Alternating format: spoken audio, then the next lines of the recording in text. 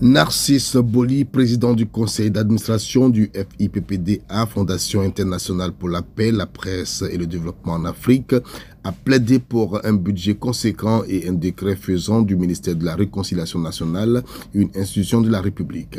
C'était à l'occasion de la journée hommage aux institutions nationales et internationales organisée par sa fondation dans le cadre de la caravane de la paix le lundi 20 février 2023 dans la salle Houphouët-Boigny de l'hôtel de ville d'Abidjan Plateau. Une cérémonie qui a réuni plusieurs personnalités des institutions nationales et internationales, des hommes politiques, dont le Premier ministre Pascal Affi N'Guessan, ainsi que des guides religieux. Le thème de cette journée portait sur construire ensemble l'avenir à travers des élections apaisées, acquis, défis et perspectives. C'est l'évêque de l'église orthodoxe patriarcat des nations, Sergios Pacomios Maria Achia, qui a ouvert la série des allocutions. Pour le serviteur de Dieu, toutes les grandes nations du monde ont mis en place des systèmes de vivre ensemble, peu importe le fait que les régimes soient présidentiels, semi-présidentiels, parlementaires ou autres. Mais pour la Côte d'Ivoire, il faut inventer quelque chose qui soit propre à nos réalités, a suggéré l'ancien berger catholique. Parce qu'aucun peuple ne peut se développer en empruntant des mécanismes, des systèmes politiques, même si ces systèmes-là sont enquêtés très performants pour les autres. Et à ce niveau, je crois que Dieu qui nous aime nous donne depuis quelques années des clins d'œil.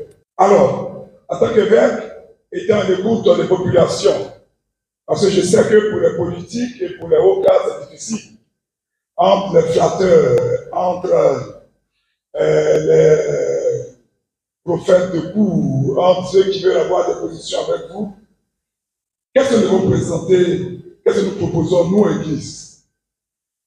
Quelque chose qui permet la communion et la paix.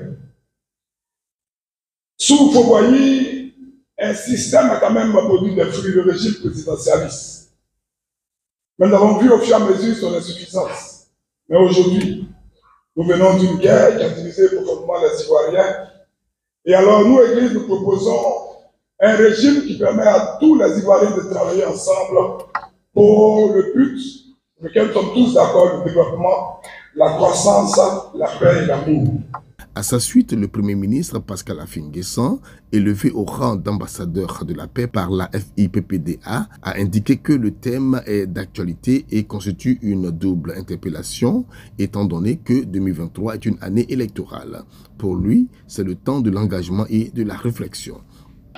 Au regard de toutes les violences, de toutes les souffrances que ce pays a connues à travers les échéances électorales, il est important qu'à un moment donné, nous puissions nous remémorer ces souffrances, ces violences, ce gâchis physique, psychique, moral, financier, politique que le pays a vécu à travers des élections tumultueuses. Mais l'autre interpellation, c'est sur le fait que c'est ensemble que nous devons trouver les voies et moyens pour construire un avenir partagé à travers les élections. Et cela nous amène donc à prendre conscience de ce qu'il faut que nous trouvions les modalités pour pouvoir justement bâtir ce cadre juridique et institutionnel apaisé qui peut conduire à des élections pacifiques, à des élections sans violence. Plusieurs autres personnalités ont intervenu sur le thème du jour. On peut citer entre autres M. Badia Yoro, médiateur délégué de la région du Tonki, représentant son Excellence M. Adama Tunkara, président de la médiature de la République, Madame Akasoko Julie, directrice de cabinet de l'Assemblée nationale, représentant le président de l'Assemblée nationale, son Excellence M. Adama Bictogo, M. Adou François, représentant le ministre Kouadio Konan-Bertin de la Réconciliation et de la Cohésion nationale, ainsi que des personnalités diplomatiques. M. Narcisse Boli, PCA du FIPPDA, a traduit sa reconnaissance à ses invités du jour dans une salle Houphouët-Boigny du district d'Abidjan, prise d'assaut par de nombreux participants. En sollicitant le concours de l'ONU à travers l'Organisation internationale du travail sur 20 février, c'est pour inscrire la première édition de cette prestigieuse journée nationale d'hommage aux institutions nationales et internationales dans le Conseil des Nations et célébrer ici et maintenant en accord avec l'Organisation des Nations Unies la Journée mondiale de la justice sociale. Félicitations, M. Frédéric Lapère, pour votre remarquable et très enrichissant message. Merci pour votre inoubliable soutien.